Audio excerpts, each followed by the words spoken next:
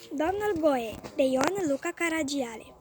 Ca să nu mai rămâie repetent și anul acesta, mare, mamițica și tanti Mița au promis tânărului Goe să-l ducă în București de 10 mai. Puțin ne importă dacă aceste trei dame se hotărăsc a părăsi locul lor spre a veni în capitală numai de hatârul fiului și nepoțelului lor. Destul că foarte de dimineață, domnia lor, frumos gătite, împreună cu tânărul Goe, așteaptă cu multă nerăbdare pe peronul din Urbea X trenul accelerat care trebuie să le ducă la București. Adevărul e că, dacă se hotărăște cineva să asiste la o sărbătoare națională așa de importantă, trebuie să o ia de dimineață. Trenul în care se vor sui ajunge în gara de Nord la 8 fără 10.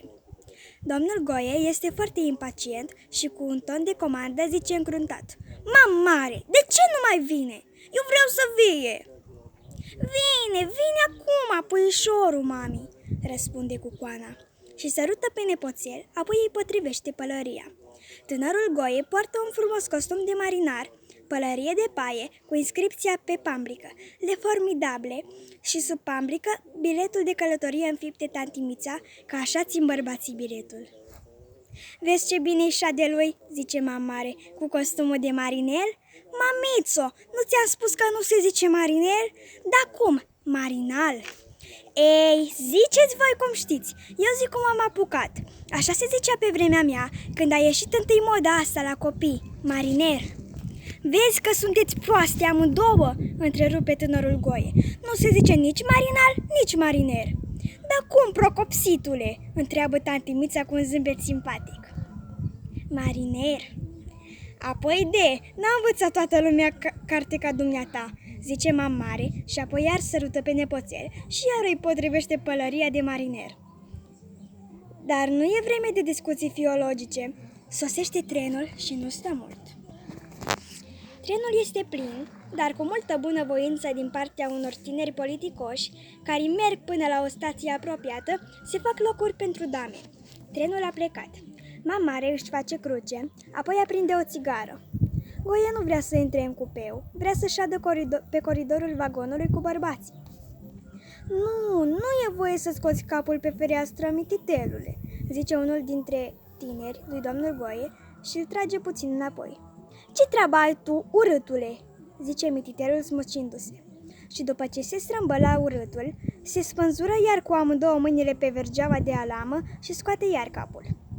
Dar n-apucă să răspunză ceva urâtul și mititelul își retrage îngrozit capul gol înăuntru și începe să zbiere. Mamița! Mare, tanti! Ce? Sar cocoanele. Să oprească! Zbiară și mai tare Goe, bătând din picioare. Mi-a zburat pălăria! Să oprească! Tot într-un timp, iată conductorul intră să vadă cine s-a suit de la stația din urmă. Biletele, domnilor! Cocoanele arată biletele dumnealor, explicând domnului conductor de ce nu poate și Goe să facă același lucru, fiindcă biletul era în pamblica pălăriei. Și dacă a zburat pălăria, firește că a zburat cu panglică și cu bilet cu tot. Dar avea bilet. Parol! Chiar eu l-am cumpărat, zice tanti Mița. Conductorul însă nu înțelege, pretinde bilet. Dacă nu, la stația apropiată, trebuie să-l dea jos pe domnul Goe. Așa scrie regulamentul. Dacă un pasager n-are bilet și nu declară că n-are bilet, îi se ia o amendă de 7 lei și 50 de bani și îl dă jos din tren la orice stație. Dar noi n-am declarat, strigă mamița. Ce vinovat băiatul că i-a zburat pălăria, zice mare. De ce a scos capul pe fereastră? Eu i-am spus să nu scoată capul pe fereastră, zice cu pică urâtul. Nu-i treaba dumitale, ce te amesteci dumneata, zice tanti Mița urâtului. Uite ce e, cocoană, zice conductorul, trebuie să plătiți un bilet. Să mai plătim? N-am plătit odată și pe deasupra 1,25 lei de bani. Și pe deasupra, vezi dacă nu te astâmperi, zice mamița și îl zguduie pe Goe de mână. Ce faci, soro? Ești nebună? Nu știi ce simțitorie? Zice mamara. și, apucându-l de mâna cealaltă, îl smucește de la mamița lui, tocmai când trenul clănțănind din roate trece la un macaz. Dezmucitura lui Mare, într-un sens, combinată cu clătinătura vagonului în alt sens, rezultă că Goie își pierde un moment centrul de gravitate și se reazimă în nas de clanța ușii de la cupeu. Goie începe să urlă. În sfârșit, n-au ce să facă. Trebuie să se hotărească a plăti biletul pe care are să îl taie conductorul din carnetul lui. Păcat însă de pălărie. Ce să facă domnul Goie la București cu capul gol? Și toate prăvăliile închise. S-ar întreba oricine care nu știe câtă grijă are Mare și câtă prevedere. Cum era să plece băiatul numai cu pălăria de pare? Dacă se întâmplă să plouă o răcoare și Mare scoate din săculețul ei un beret, tot din uniforma canonierii, le formidabile. Te mai doare nasul, puișorule? Întrebă Mare. Nu, răspunde Goie. Să moară Mare? Să moară! Azi să le rupe Mare că trece. Și-l pupă în vârful nasului, apoi așezându-i frumos beretul. Parcă-i șade mai bine cu bereul, zice Mare, scuipându-l să nu-l deoache, apoi îl sărută dulce.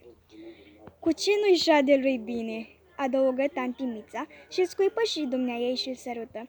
Lasă-l încolo, că prea e nu știu cum. Auzi, dumneata, pălărie nouă și biletul, zice mamița, prefăcându-se foarte supărată. Să fie el sănătos, să poarte mai bună, zice Mare, dar mamița adaugă. Dar pe mamițica n-o pupi? Pe tine nu vreau, zice Goie cu humor. Așa, zice mamița, lasă, și acoperă ochii cu mâinile și se face că plânge. Las că știu eu că te prefaci, zice Goie. Ți-ai găsit pe cine să înșeli, zice Mare. Mamița începe să râză, scoate din săculeț ceva și zice, cine mă pupă? Uite! Mamița pupă pe Goie pe mamița și luând bucata de ciocolată, iese iar în coridor. Puișorule, nu mai scoate capul pe fereastră. E lucru mare cât e de deștept, zice Mare.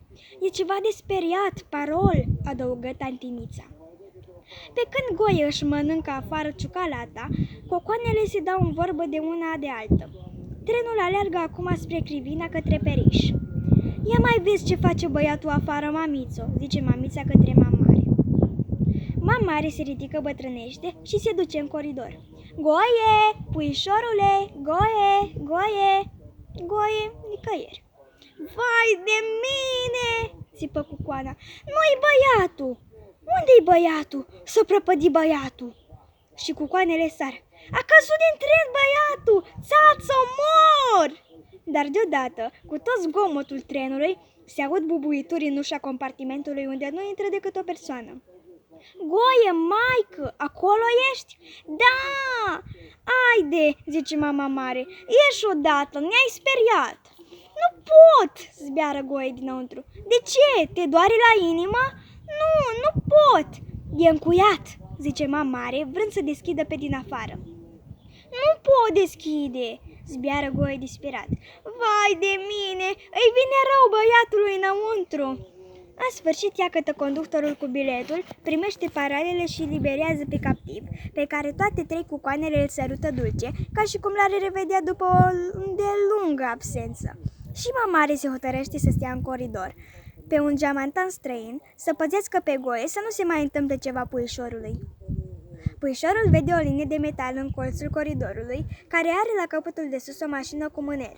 Se suie în picioare pe geamantan, pune mâna pe mânerul mașina și începe să-l tragă. Șezi binișor, puișorule, să nu strici ceva, zice Mare. Trenul își urmează drumul de la Periș către Boftea, cu mare viteză, dar pe mijlocul kilometrului 24, deodată, se aude în șuier, apoi semnalul de alarmă, trei fluiere scurte și trenul se oprește pe loc, producând o zguduitură puternică. Ce e? Toți pasagerii sar înspăimântați la ferestre, la uși, pe scări. Goie, puișorule, Goie! Strigă Mița și se repede afară din compartiment. Goie este în coridor. De ce s-a oprit trenul? Cineva, nu știe cine din vagon, a tras semnalul de alarmă. Din ce vagon? Asta e ușor de constatat. Manivela semnalului nu se poate trage decât rupându-se ața înodată și cu nodul plumbuit.